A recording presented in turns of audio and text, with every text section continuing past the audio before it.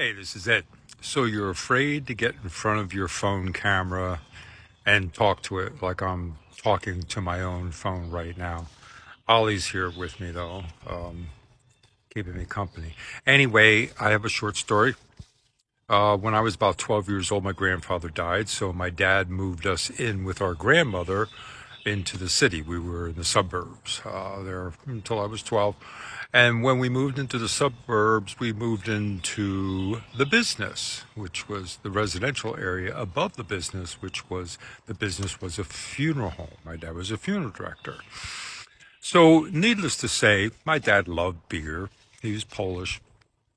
A lot of Polish people like beer. Anyway, a lot of other people like beer too. But I used to have to go get his beers for him, which were stored down in the garage. They were in cases. And the only way to get to the garage through the house was to walk through the morgue. And usually somebody was in there.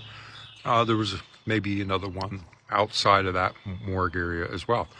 So I didn't like doing this at first. I was 12 years old. I didn't grow up in the funeral home. We moved into the funeral home when I was 12. I knew they were in there, but never really had the occasion to actually go through there before that. So I would go through the morgue.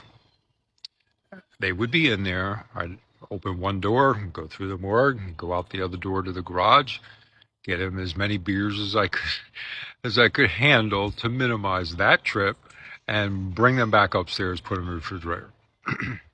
Okay, but that being said, after a while, I got very used to walking through the morgue.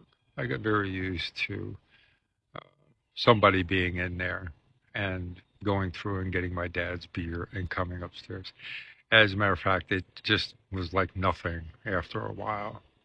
So that's my story, and I'm sticking to it, and it's the truth. And so if you're afraid of getting in front of the camera, just think of me walking through the morgue until I wasn't afraid anymore. Bye for now.